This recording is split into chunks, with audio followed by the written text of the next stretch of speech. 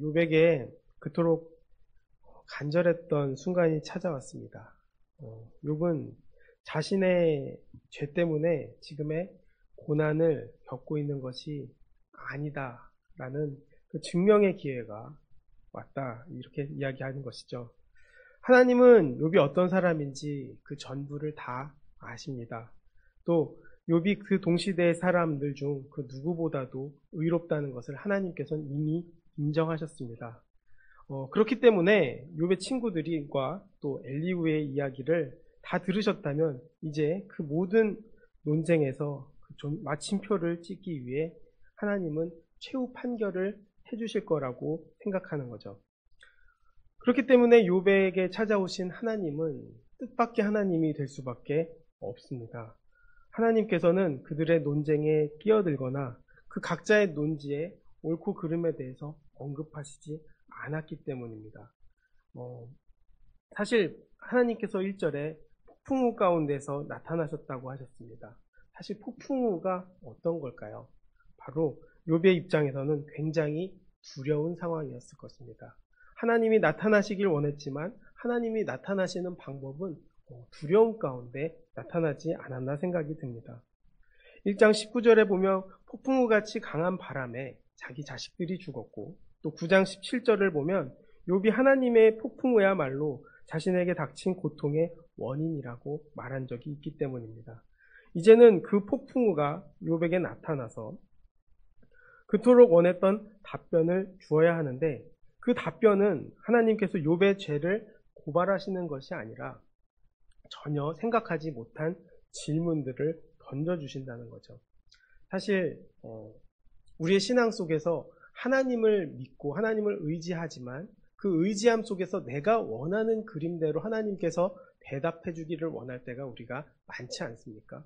그런데 하나님은 우리의 생각과는 전혀 다른 방법으로, 또 전혀 다른 모습으로 나타나신다는 거죠.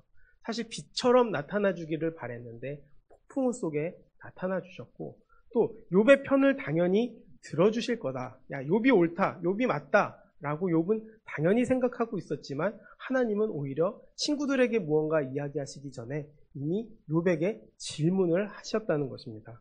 그 질문이 바로 무엇입니까? 무지한 말로 생각을 어둡게 하는 자가 누구냐고 하나님께서는 묻고 계십니다. 이 질문의 배후에는 욥이 세계를 위한 하나님의 계획을 알지 못한 채 발언했다는 그 지적이 함축되어 있습니다. 그러나 하나님이 어떻게 창조 세계를 운영하시는지 나름의 시각에서 제시하기는 했지만 그에게 그러한 판단을 내릴 자격은 없었던 것이죠. 그래서 하나님께서는 자신의 질문에 오히려 각오를 단단히 하고 답변하라고 하나님께서는 지시하고 계시다는 거죠. 그렇기 때문에 너는 대장부처럼 허리를 묶고 또 내가 묻는 것에 대답하라고 말씀하십니다. 욥의 입장에서는 어땠을까요?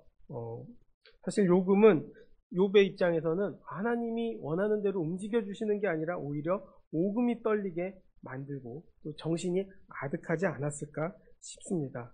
하나님의 질문은 무엇입니까? 바로 내가 땅에 기초를 놓을 때 네가 거기에 있기라도 했느냐는 것이죠. 또 땅의 크기와 규모를 누가 정했는지, 또 그 위에 측량줄을 치고 누가 금을 그었는지, 땅을 받치는 기둥들이 어디에 세워지고 그 모퉁이 돌은 누가 놓았는지 아느냐고 물어보십니다. 이러한 질문은 세상을 창조하시고 이끄시는 하나님의 지혜와 권능을 보여줄 뿐 아니라 욥이 피조물로서 분명한 한계를 가지고 있음을 보여주려는 의도가 있다는 것이죠. 하나님께서는 이처럼 신비롭고 놀라운 방법으로 세상을 창조하셨을 때 새벽별은 기쁨을 이기지 못해 노래했고 천사들도 기쁨으로 소리를 질렀다고 말합니다. 이 모든 것들은 다 하나님의 계획 안에 있다는 것이고 하나님의 운영 안에 있다는 것이죠. 그뿐만이 아닙니다. 8절에서부터 11절은 바다를 다스리시는 하나님을 이야기합니다. 바닷물이 터져나올 때 누가 문을 닫아 바다를 가두었느냐? 이걸 누가 대답하겠습니까? 당시에는 혼돈의 화신이라고 고대 근동사회에서는 바다를 그렇게 여겼는데 그 혼돈의 화신인 바다조차도 하나님의 통치를 받는 존재로 나타난다고 말씀하는 것이죠. 하나님은 모태인 땅에서부터 터져나오는 바다를 울타리로 막으시고 구름과 흑암으로 옷과 광보를 만드셨으며 그 위에 견고한 문빗장을 지르심으로써 파도가 흘러서 마른 땅을 침범하는 일이 없게 하셨다라고 말씀하십니다. 이는 창조의 하나님께서 혼돈의 세력을 굴복시키시고 또 정리하심으로써 생명력 있는 세계가 소멸당하지 않도록 하나님께서는 인도하고 계신다는 것을 알려주고 계시죠. 또 빛도 하나님께서 주관한다고 말씀하십니다. 12절부터 15절까지의 말씀을 보면 아침에게 명령하였느냐 새벽에게 그 자리를 일러주었느냐 그것으로 땅을 붙잡고 악한 자들을 땅에 떨쳐버린 적이 있었느냐 땅이 변하여 진흙에 인친 것 같이 되었고 그들은 옷같이 나타나되 악인에게는 그 빛이 차단되고 그들의 높이 든 팔은 꺾인다라고 말합니다. 사실 우리는 자연에 대해서 의문을 품지는 않습니다. 자연은 원래 있었던 것이고 사실 우리가 그 안에서 더불어 살았기 때문입니다. 그러나 하나님께서는 그 먼저 자연이 어디서부터 나왔냐고 물으십니다. 또 인간들이 그토록 인과론을 사랑해서 관계를 따지니까 그 자연의 인과율도 묻습니다. 결국 인간은 인간의 힘을 더하지 않고 스스로 존재하거나 저절로 이루어지는 모든 존재나 상태를 자연이라고 정의합니다. 정확한 뜻은 무엇입니까? 사실상 과학이라는 것도 자연 배우의 질서를 설명하고 또 예술은 단지 그것을 표현하고도 하지만 신앙은 자연계 전체를 피조세계로 인식하고 창조를 수용한다는 것이죠. 이 모든 것을 주관하시는 하나님을 인정하는 것입니다. 그뿐 아니라 지하의 영역들도 마찬가지입니다. 내가 바다의 샘에 들어갔느냐 또 깊은 물 밑으로 걸어다녀 보았느냐 사망의 문이 내게 나타났느냐 사망의 그늘진 문을 내가 보았느냐 땅의 너비를 내가 측량할 수 있느냐 네가 그 모든 것들을 다 알거든 말할지니라 라고 하나님께서 말씀하십니다. 결국 하나님은 욥에게 그 섭리의 한 조각이라도 아느냐고 물으시는 거죠. 사실상 이 질문은 사람이 서로 다투는 논리의 가치가 얼마나 되느냐의 물음입니다. 창조주 하나님의 권능과 신비에 속한 것이지 피조물인 인간으로서는 설명할 수 없는 이야기죠. 하나님께서는 하나님과 인간들의 본질적인 차이를 말씀하고 계십니다. 욥이 의문스럽게 생각하는 것들을 모두 창조주 하나님의 지혜와 권능 안에 속한 것이라고 하나님은 답변하고 계신 것입니다. 하나님은 그분의 통치와 또 특히 우리 자신에게 일어나는 일들에 대해서 잘 모르겠다면 우리는 믿음으로 확인하기를 원합니다. 결국 믿음은 믿기 전에는 이해될 수 없는 것이고 또 믿음은 이해를 추구한다는 말을 우리가 깊게 생각해야 하는 것이죠. 결국 하나님은 우리 안에서 이해의 대상이 아니라 믿음의 대상입니다. 그럴 때 그 믿음이 가득했을 때 하나님의 뜻과 섭리를 이해할 수 있다는 것이죠. 그것을 우리가 다 아는 것이 아니고 납득하고 신뢰해야 한다라는 것입니다.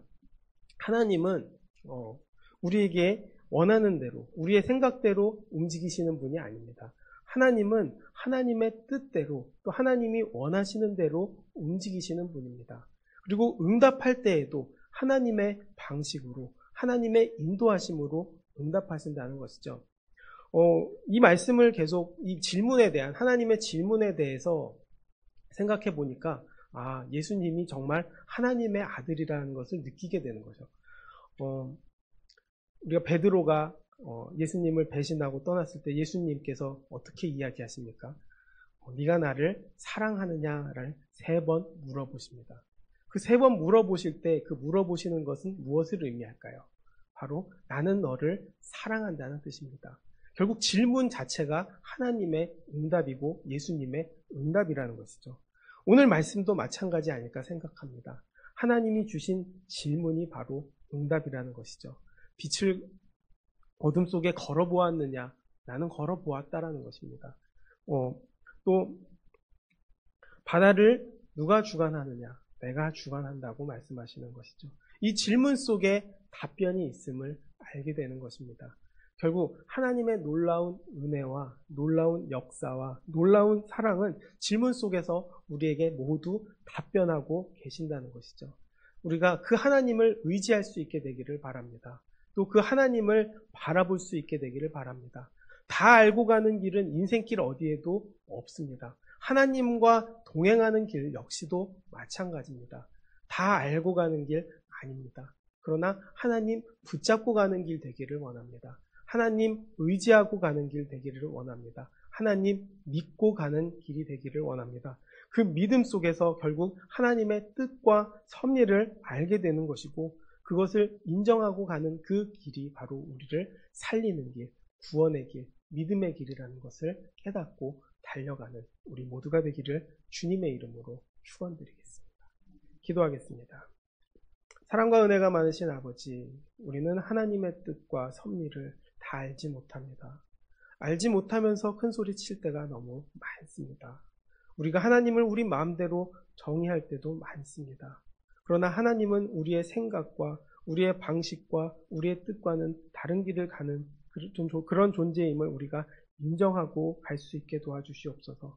더 크신 하나님을 인정하고 가게 도와주시고 우리의 생각 안에 주님을 가두는 것이 아니라 하나님 안에 우리가 들어갈 수 있게 주님께서 인도하여 주시옵시고 믿음으로 이 땅에 달려나가며 믿음으로 이 땅에서 승리하며 믿음으로 주님의 뜻을 이해하며 달려나갈 수 있는 우리 모두가 될 수 있게 주님 함께하여 주옵소서. 모든 영광 주님께 돌리며 예수님의 이름으로 기도드렸습니다. 아멘.